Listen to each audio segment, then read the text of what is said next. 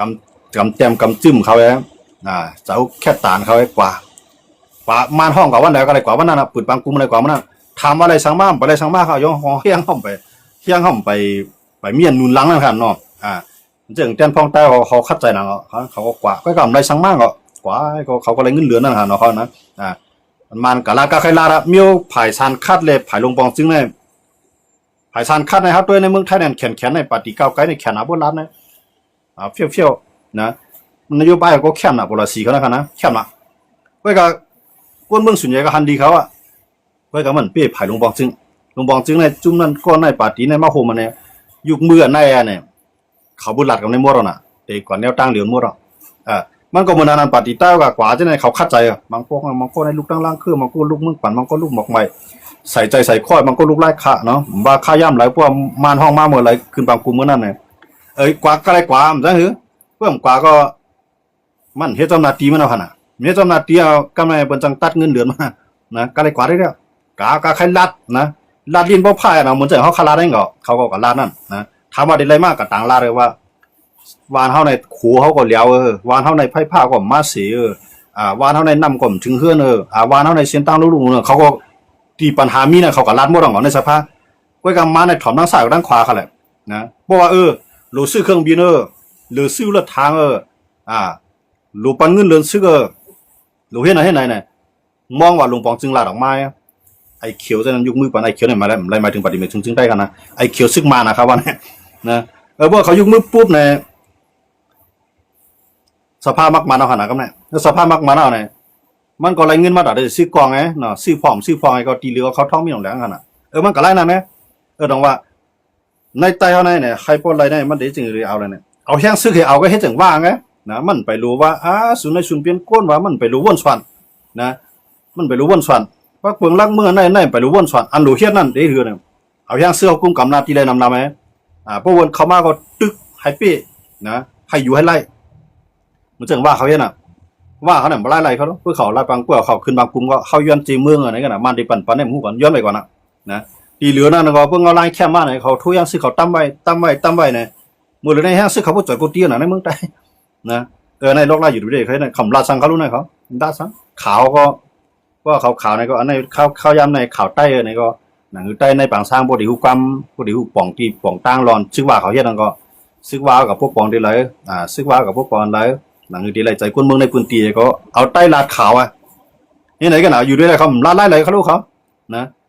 ลองวางน้ำเย็นนั่นเนี่ยฮันดีก็บ้าคนห้องมากก็กว่ากินข้าวดีพักหวานในมากขึ้นเนี่ยว่าเขาในสภาพเนี่ยก็มันก็กับนอนรับอะไรตักเย็นเนี่ยก็ขึ้นออกมากขึ้นเนี่ยจนใจสังพวกอะไรเขาอะไรต่างลาดว่าเข้าหลุดอะไรย้อนจีเมืองมันก็เลยว่าเข้าจ่องไก่อุกันลองจีเมืองสุดในเข้าจ่องไก่อุกันห้ามฮันดีก็บ้าไปอุกันเอามาลัดในสภาพเนี่ยก็ลาดก็ลาดหลายๆเขาแหละไรฮะมือเดียวเนี่ยอันเข้าข้ามเมืองเขาขับเปลี่ยนเนี่ยมันเจิงมีหนองแล้วเนี่ยมันได้ได้ที่เลยเอาล่ะเนี่ยก้นเจิงมีหนองแล้วเนี่ยมันเหมือนเจิงมันเหมือนควายทึกงานตอนป่านะครับเนี่ยนะเอามาไถหน้าผมไรให้สังผมไรนะ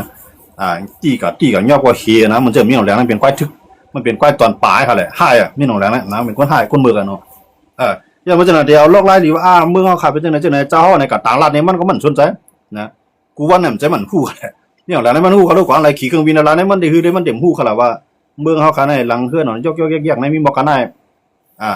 ไฟเผาวานเนี่ยวันเวียงในมันนั่งอยู่ในคลองกระเดียนเย็นในดุกนอนของมันนั่นเองคือเลยมันเด่มพูดกับเราไม่หรอกมันพูดเมื่อเราลองปัญหาเมืองเขาเป็นจริงก็กับเจ้าคือจะไหนกับลาดของมันถ่อมไม่หรอกแล้วนะมันหลุดตึกไอปีมันไงพวกตึกไอปีมันได้แต่เดี๋ยวการเมืองจะมีหนองแล้วได้อยากนะเป็นคนตีเขาหรอกดื้อแหมกล้ามเมือกค่ะเนาะเมือกเสียมกล้ามเป็นก้นหนกค่ะนะหนกนะดื้อตันมีหนองแล้วนะจะว่าไงปิ่งหยามันก็หมกกล้ามมันก็เลยมีหนองแล้วจันลิกจันไล่ก็ผมจะมีอย่างเขารู้นะอยู่หมกกล้ามมันเนี่ยหลีวันใต้เมืองเหนือกว่าที่ขึ้นใหญ่ละลายมันกว่าว่าที่ในวันนอกไปบนพวกปอนเสียงเฮ้ยในเวียงพวกปอนเสียงมันกว่าไม่หนองแล้วบนมาเมืองไทยเนี่ยก็ขี่เครื่องบินออกมาลงไอ้กรุงเทพเนี่ยมาลงสุวรรณภูมิเนี่ยมาลงตอนเมืองเนี่ยกามก็หลวงปองจึงไทยเขาส่งกลางเข้มมาหาวันกาเฮมากองนั่นนะมาหามกวายกินข้าวดีพักหวานในนอนห้องลือเศร้าหาเหลานั่นนะมันนี่หูลองสังมันอะไรกับด้วยเขารู้แห่งการยันเมืองมาให้กันในเมืองไทยในเป็นจริงการด้วยเขาอินดูไล่อยู่ไล่กินเขามีเขาแหละ องซานซูจีเนี่ยมีอ่ะเนาะองซานซูจีเนี่ยมาที่ไรที่กวนเมืองมันนำเลยเบิ้นสมุทรสาครเนี่ยบางปอบางปอเนี่ยหมู่กวางเกียงใหม่เนี่ยมันกว่าองซานซูจีเนี่ยใครทู่ว่ากวนเมืองมันเมืองตุ่มตัวเนี่ยมาอยู่เมืองเปิ้นเนี่ยเป็นจังหือเนี่ยมันกว่าด้วยจังนะไอ้เมียเหลียงไอ้เตือยตาในส่วนตีเนี่ยมันใจกว่าเพราะเขารู้ว่ากวนเมืองเขาใครเป็นทางเปลี่ยนนะวันดองหน้าปางเขามันกว่าเพราะมันกว่าก็เวียงเหยียบเวียงลงกับตองกี้กวนใส่แคบตีของมันตึงลงเครื่องบินมาเราขึ้นใส่แคบชอกตีนมันหนึ่งมือขึ้นเนี่ยเดบิโตยันกุ้งมันในเจ้านะมันหู้หรอว่าคนเมืองเขาอยู่กินจังหือทุกข้าคานใจกาหือบนขี้เนี่ยเตี้ยเตียงกามันชวนใจไม่เหรอไอ้ตื้อไอ้ตันไอ้หัวเสียได้ความดีเลยมันหลาเนาะย้อนอะไรตรงว่าเพราะคำว่าตัวที่นะเนี่ยมีหลงแล้วเนี่ยเอาการเมืองอุมันก่อมปีมันเอาไล่ตื้อมาแหละนะเอาปาร์ตี้ตั้งปาร์ตี้ไม่ก็เหมือนตั้งว่าสุดขึ้นนั่งเหนือเลยเจ้าเขาการมวนกวนขึ้นเนี่ยการต่างย้อนว่าตีเฮ็ดน้ำว่าตีเฮ็ดไฟว่าตีเฮ็ดห้องยาว่าตีเฮ็ดห้องเฮียนว่าตีจ้างคู่สอนว่าตีจ้างมอสอนว่าเนี่ยมันถ่อมทั้งซ้ายทั้งขวาป่าเปี้ยวเลยกำว่าเฮ้มาก็เกื้องหงถ่อมไปก็ป่าเปี้ยวเลยยาวถ้ามีอย่างแล้วมันก็ได้นะไงย้อนอะไรตรงว่าพอคำมาด้วยเนี่ยมีอย่างแล้วเนี่ยมันตื้อตันเมือกนะมันมีอย่างลีแล้วนะแท้ย้อนอะไรตามมันเตมาอุการเมืองเจ้าเมียงแหล่ไรนั่นมันเปลี่ยนตอนตามมันจังข่าวว่านั่นน่ะ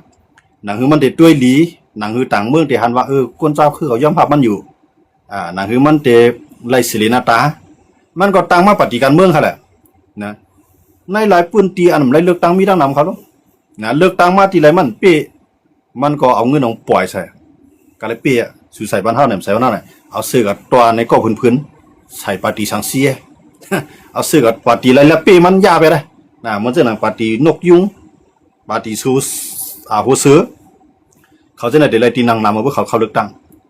ย้อนวันเลยหนังคือมันเต็มเป้ผู้นั้นนะย่าไปเลยปาร์ตี้หัวเสือเนี่ยย่าไปเลยปาร์ตี้นกยุงเนี่ยนะอันไรที่สารคัดก่อนนะย่าไปเสียอันไรที่พร้อมแต่ได้อยู่จังหวะเนี่ยตั้งไงปาร์ตี้เสือเผือก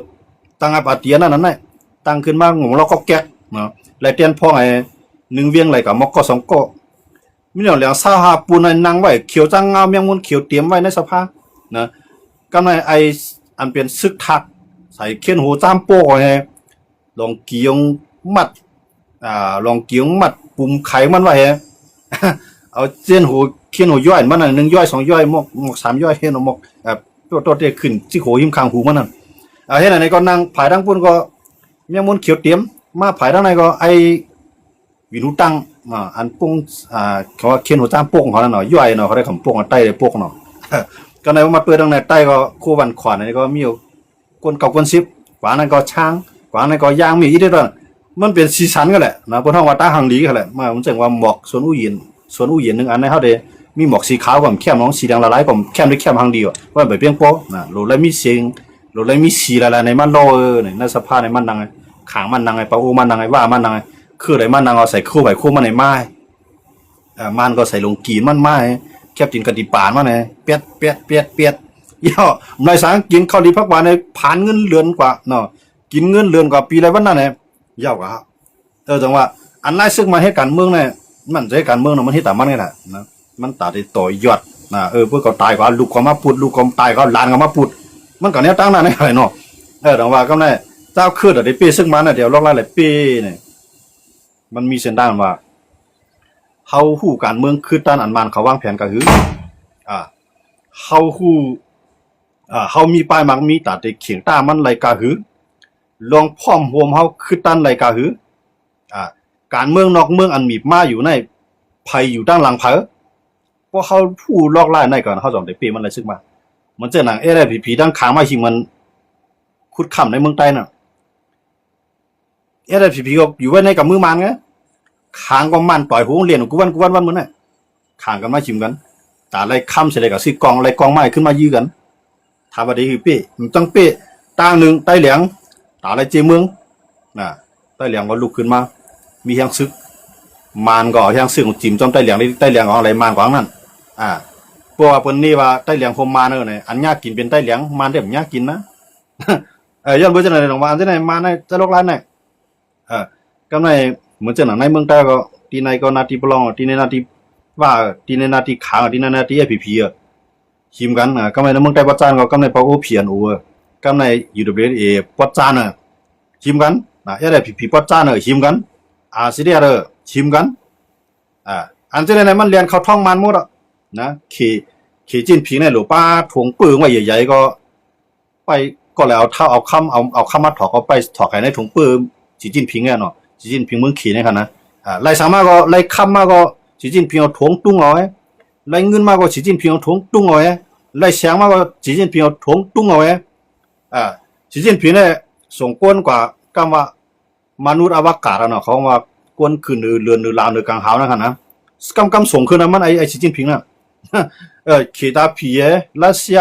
อเมริกาเนี่ยเกี่ยวปานะเขาได้เขาชิมกันเนอะนะเนื้อกลางหาวเขาชิมกันแต่ได้ขึ้นเนื้อกลางหาวแล้วหลวมีเงินเขาด้วยนะหลวมีเงินคู่ของเดือลินไตลินแนะนำเลยสร้างบันขี่ดำๆก่อนขี่ก็มีเงินดำๆเลยก็มาเฮ็ดขี่ปนาวุธว่ะก็มาเฮ็ดเครื่องบินว่ะเฮ็ดรถทางว่ะเฮ็ดการตึกว่ะนะสร้างแฮนซึกว่ะเนี่ยมันมังจะไหนกันอ่ะอันเขาเฮ็ดเอาจะได้เฮ็ดมาปียาวเขาถึงป่าดีมาซึ่งได้ก็68 ปีเสียแล้วก็68 ปีพวกมันนับไปเห็นมันนั้นตานปันปัวพวกนั้นขนาดนะอายุเขาอายุซื้อเขาคนในตายเขาคนในมาพูดคนในตายเขาคนในมาพูดสุนทรก่อนใจเนี่ยก็มาตัวได้วันเก่าเราห้ามห้องขายห้องมันเส้นตั้งลงเป็นงูเราด้วยตัวเก่าไรมุกจอกไงก็ไรนั่นนะครับนะจังว่าการเมืองอันใต้เอาหลุดเปลี่ยนเลยอันก้นเมืองใต้เอาหลุดเปลี่ยนนะเนี่ยเฮาได้ถือเนี่ยมันหลุดมีช่างซื้อไอ้ตึกเอาไรนะมันจะเห็นข่าวว่านั่นนะว่าขายุยองว่ามันจะเห็นเขาลองเตียนเปลี่ยนจังนั้นข่าวว่าเนาะว่าในสุดท้ายด้วยครับไทยรัฐว่าสู้ถอยเอากันแล้วทำถอยห้ามเราอยู่ในแผ่นดินไทยลงก็ในที่ดูทางที่ไรมีเสียงที่ไรมีคำที่ไรมีเลทัดที่ไรมีเลเอิดที่ไรมีฐานหินที่ไรที่มันขายกินแผ่นดินไรขายนะควักยังซื้อเรื่อยๆลัดไล่ไหลนะเอายังซื้อของจีใหม่ใต้ก็เลยนะไงหลวงมียังซื้อของจีใหม่แกเนาะยังซื้อหลายของไรของหลวงมีกองกลางเนาะกองกลางเนี่ยเพื่อกว่าอย่าไปเลยเจ๊เปื่อในกว่าก็40 ลูกเอาวันเนาะกองหมากกว้างนะให้มันในต่างก้าก็เอาจังเปื่อนเขาวันเนาะซื้อเข้าไหนก็บ่ลูกกว่าเนี่ยก็ให้มันอย่าไปไปหัวเรือนมันค่ะนะให้มันวันต่อวันในถึงอันนี้มันลูกขี้ก้าและกาบานหมดเลยนะเนาะก็ในว่าซื้อเขามีไว้ในกว่าง่ายมาหลีคนเมืองเขาดูแลอย่าไปให้คนเมืองเขาไข่ออกวันออกมึงหลวงพวกปองมันป้ายปิ่งอย่าป้ายมากมีเส้นด่างกว่าเส้นด่างไปนำใจนำตื้ออันนี้ตับซื้อเขาหมดเลยเนี่ยเขามีหลวงปองจริงไงหลวงตับซื้อพวกปองขนาด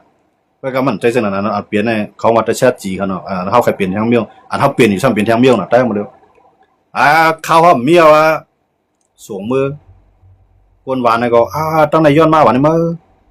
เจ้าเฮยเจ้าลอยเขาย้อนมาในคนเมืองใต้ห้องเจ้าเฮยเจ้าลอยน้องๆคำว่าคนเถื่อนก็เขาว่าเจ้าเฮยเจ้าลอยย้อนมาหวานในคำว่าเราซึกจุ่มอะไรในคำว่าเจ้าเฮยเจ้าลอยเขาย้อนเงินมาหวานให้เนี่ยย้อนเขามาหวานให้เนี่ยกระปองรางวัลของกระปองวันจ้านปองวันโตปองวันออกบอกกันมาบอกกันกว่าบอกกันมาเอาเข้ากับซากบันย้อนกินข้าวหลายก้นเมืองหลอกแดนก้นเมืองไงนะกำลืมมาวันดีขึ้นดีว่าหลวงเมื่อด้วยถึงก้นเมืองต่อเตป้านกอกเปียเนี่ยเสียมปอกอันเนี่ยผ้าตีเนี่ยปกป้องก้นเมืองเฮ็ดตังฉะนั้นมันไปใจเส้นตั้งเนาะเตี้ยเนี่ยลองห่มลมลำลองที่สุดนะเพราะเขามีลองห่มลมได้ก้นเมืองห่มไปนะยามาก่อมเพก้นเมืองก่อมซุ่มพระวาจัดปากเหตุการณ์ในเมืองเขาก็มีตีกาดีขายนะเพื่อจะได้จังป้ากันขึ้นใหญ่นะเปลี่ยนลิจึงได้ภายในเฮาหลวมีจึงอะไรเฮาหลวมีตับซึกอันห่มรวมมาลองใหญ่เหมือนกันเนาะเพราะว่ามีตับซึกห่มรวมได้ก็มีซึกนำก็กินข้าวนำไปก็หนาก้นเมืองนำก็มันมีพรดีสังฆวันเมืองนึงลูกเพราะเฮามีลองห่มรวมมันจะหมดเลยนะที่ในก็ซึกนำหนาที่ในก็ซึกนำหนาเนี่ยก้นว้าวข้างฮีน่ะก้นมีใครผ่านหั่นนะย้อนกินนี่ดิครับลูกที่ก็ต่างทุนเอาทุนลิ้นกับใครก็ไปเอาน่ะอีกหลานที่ไหนจ่ายมากว่าแท่งหลานก็จ่ายมาเผื่อกว่าถึงในมือมันก็ว่าจ่ายมาเผื่อขึ้นหลวงมาเมืองเขาเผื่อขึ้นหลวงมาวันนอกเขากาโคดูก็ว่ากาโคต้านก็ว่ากาบริคลาก็ว่ากำเนิดกาเหมียวจ่าก็ว่าให้แนวสิวหาตังมาหมดอ่ะกะใครอะไรสั่งมาแล้วได้อะไรกินข้าวซอยหวานมากขึ้นอันนั้นเฮาซุ่มน่ะนะดองว่าเพราะว่าจะปานคนเมืองใต้เนี่ยเฮาหลมีตับซึกกันแก่นแข็งยิบมือกันมันปันมือกันแก่นเพียนลีนเฮาน่ะอย่าเปิ้นมาจกกินของหลายเฮากูว่าแหนมใจเนี่ยเปิ้นมาชิมเมืองเฮาเปิ้นมาชิมของคู่ของเดือลินไตลินแนะนำเฮา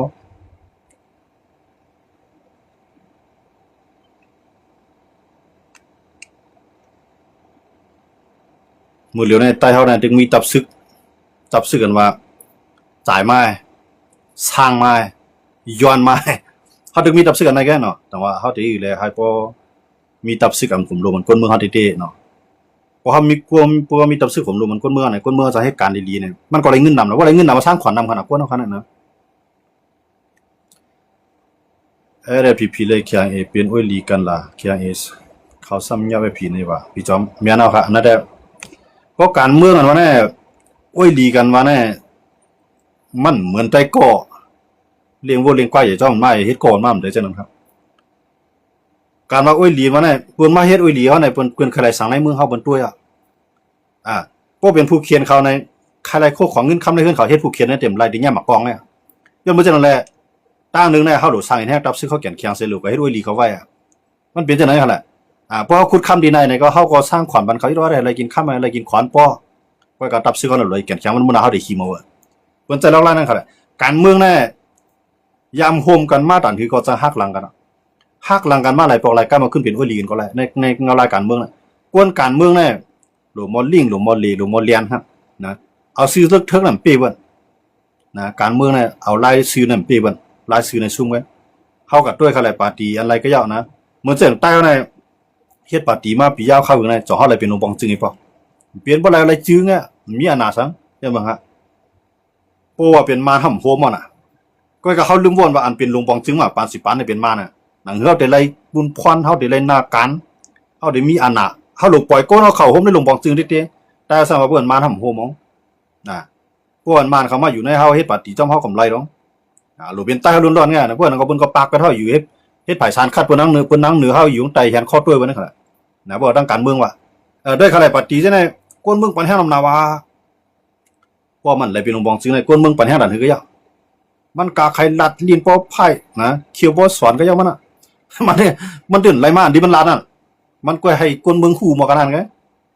คนเมืองฮู้คนเมืองเฮ็ดสังไรครับคนเมืองมีหน้าที่ก็พูดถึงกินเลือกตั้งตอดแคบกลางใจบางใครก็ลงก็กับพวกฝ่ายการเมืองเฮาลงเรียนก็เขียนฝ่ายการเมืองเนี่ยช่องตั้งไรเส้นตั้งไรก็แล้วให้เข้าอยู่ในหลวงปองซึ่งเลยพวกอยู่ในหลวงปองซึ่งให้มีจันไรในหลวงปองซึ่งนั่น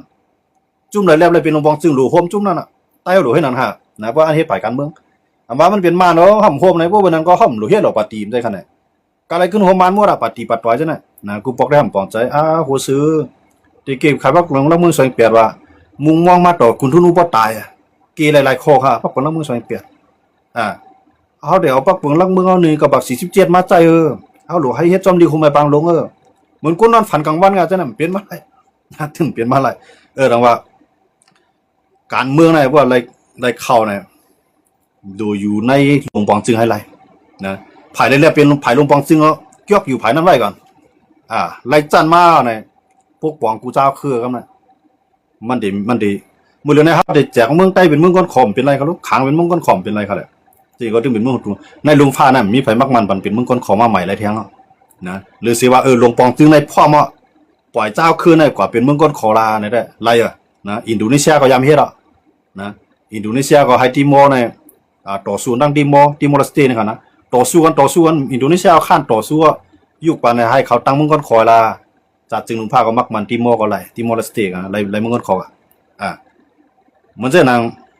สิงคโปร์มึงก็บอกก็มาเลเซียก็แล้วว่าเจ้าไหนเป็นเจ้าคือขี่นะเป็นขี่น้ำหนักพี่ปุ่นมาเลเซียมันก็อยู่ด้วยเขาหรือเป็นสิงคโปร์ตั้งเมืองก้อนคอยิ่งใหญ่วันเมื่อไหร่ฮะเนาะอันที่ว่าเมืองก้อนคอมาเนี่ยตึกอะไรมาเมืองก้อนคอเนี่ยมันมีกำเอกเนาะมันไปหันเตะเนาะมันไปหันเตะมันเหมือนจังว่ามันตึกเลยตายกว่าตึกเลยตายกว่าก็การมันเหลือในพวกมันเอาแนวตั้งการเมืองเนี่ยมันเหลือจังไงเนี่ยเมืองของตุ่มมันหลุดเป็นเมืองของตุ่มไงเมืองเขาขนาดนั้นก็การมันเหลือในถึงเป็นเมืองของตุ่มอยู่เป็นตุ่มเหลือที่มันมัดไว้กันนะเนาะเปิดเมืองของตุ่มมันอะไรอันไรอันนานอะไรห้ามเจือกปากแปดกำมีดหรอพอเขามีลองพ่อโมในเรื่องการซื้อต่อสู้ในก็เขาแห้งซื้อเขาพ่อมันไปมั้งมั้งให้เขามีเขามีตีนังในสภาพนำไงว่าจะไหนเขาสอนในทั้งปีมันไรหมดเลยเนี่ยมันเสียงใต้เนี่ยเบิกใต้เขาก็อยู่ในลุ่มก็ว่ามันกับเหตุการณ์มันมาน้องก็ในเบื้องหลูเฮ็ดไว้กับตัวก้นเมืองหนังคือก้นเครือที่นำในก็เฮ็ดมาปองตีนแน่นอนก็มาไว้นั่นก็เตรียมท่วมไว้นั่นก็เป็นทั่วเปิ้นมาเขาเดี๋ยวลัดไล่ไหลสังตอกจุมันป้ามือว่าไรก็ใต้เขาเดี๋ยวไร จังหวัดใต้ในยามเปลี่ยนลงปองซึ่งเมืองใต้ไรเปลี่ยนลาวาการมาผายเฮ็ดปลายผายเฮ็ดมาป่องตินในเมืองใต้ในกูเจ้าขึ้นอะไรมาเฮ็ดตีใต้อ่อนโหนหมดในใต้ยามเฮ็ดก็เฮ็ดหยาบนะเพื่อเป็นใต้ในเตียกผู้เวนมานมาเพื่อเอาเงินสดเสียปล่อยว่าเพื่อนใต้ผมเคยปันก็มาถามมาปู่หมอนหน้ายางอยู่ที่ไรมันนี่ฮู้ล่ะอยู่ที่ไรมันอยู่ตายเดี๋ยวมือปันผู้เนาะแต่ว่าใต้เนี่ยหมอหักกันหมอเอาก้นนั้นเนี่ยปล่อยเขาทั้งในวันนะหมอก้นเพื่อเข้าก็กว่าอยู่ในลุ่มในใจว่าในเพื่อวันดอกไม้ใครเตียกไงเมื่อมีห้างเงินเสีย2 แสนเมื่อใครเฮ็ดเพื่อนใต้เขาอยู่ใกล้ที่นั่นเปียดออกมาเพื่อนได้เพื่อนหักกันเพื่อนจุกของคนมันคืนนี้นะออกมาอันจะได้ก็ใต้ก็หลุมมาเรียนเนาะปล่อยกั้วใครปีวะเนี่ย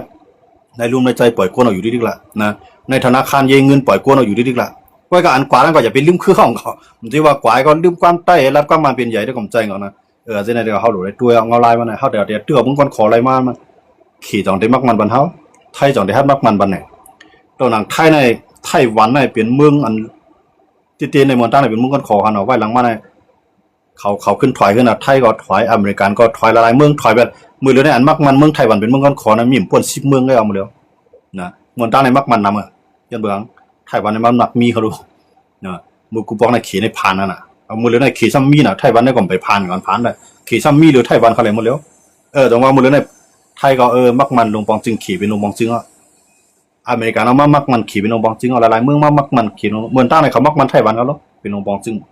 นะเขาอยู่ในเรื่องนี้นะเมืองเนี่ยภายในมามักมันเมืองใต้เป็นเมืองก้อนคออะไรจีไม่เมืองเขาหรอเมืองลาวเนี่ยเมืองลาวก็เรียนจอมกลมานะวันเมื่อนี้นะแต่ใหญ่ขายน้ำขายไฟฟ้ามันมาเนี่ยเย็นเจ็บเดี๋ยวเมืองไทยเนี่ยมักมันบันเมืองใต้เป็นเมืองก้อนคอไทยเดี๋ยวฮัดจุกมือบันเนี่ยไทยเดี๋ยวลงไล่มือบันเนี่ยไทยทำหลวเอาเฮ็ดโหทำหลวไรแก๊สน้ำมันดีมันดีคือมายุคมือบันเขาขี่ทำหลวไรหมอแก๊สหมอน้ำมันหมอเงินหมอจืนเลือดทัดเลือดเอื้อเสียงเขียวเสียงเหลียงหลวไรเจ้าเนี่ยมันที่มักมันเขาเป็นเมืองก้อนคอเนี่ยจังมันได้เฮ็ดย้อนไปจากเมืองก้อนคอเป็นลายที่ไรเป็นนั่นหรือที่ไรเป็นเมืองห่มตุ่มตัดได้ไรเมืองห่มตุ่มนั่นคือเข้าหลวมีตับซึ่งกันแก่นแข็งป่าตีการเมืองกันแก่นแข็งเข้าเอาตีอยู่ในหลวงปองซึ่งน้ำนะซื้อเข้าอยู่จอมลอยเสตาก็ให้ยิบมือกันได้มันปันมือกันได้แก่นเพียนดินเท่านั้นอำรูรัดถึงเอาลองก้อนขอมันเด็กก้อนขอมาหังกล้วยไงพวกเขาไล่อุบเปิงเป็นลงปองจึงเขาใครปกป้องเส้นตั้งเขาดีเลยใครปกป้องไฟฟ้าเขาดีเลยใครปกป้องห้องเฮียนเขาดีเลยใครปกป้องป้ายปิ่งยาวดีเลยใครปกป้องห้องยาเขาดีเลยเช่นไรมั่วเราว่าเป็นลงปองจึงนั่นแหละแต่ว่าเขาหลุมมีนาทีนี่แหละแต่ที่ไรเจ้าไหนตับซึกหลุดเลยแข็งฮะกูว่าไหนเป็นตับซึกไงก็มันจะเขียนเนี่ยเอาเงินปันก้อนให้กับพิษก้อนนั่นนะเมื่อก้อนอะไรกินน้ำก้อนไหนก็ขึ้นกับพิษขึ้นก้อนไหนที่ไหนหมดแล้วในเรียนจำถุงเงินขี่หมดแล้วจุ่มเลยก็ยังไม่ใช่นะว่าเขาคำมาตัวเงาลายกันเมื่อคณะเนี่ยไปหันเส้นตั้งออกมาในง่ายโอโซกาเขาตึงมีจุ่มยิบกองขึ้นลองสังเล่าอยู่กว่ามาอยู่มาเอาหนาวเนียนจู่กันนะแต่ก็อันนั้นเขาตึกเรียนจอมกวนขี่เลยกวนซึกมันกุ้ยเนี่ยกันเนาะวันเมื่อไหร่ก็ไม่ส่วนกูเจ้าที่เขามาปัญญากันเนาะไม่ส่วนสิกรรมค่ะ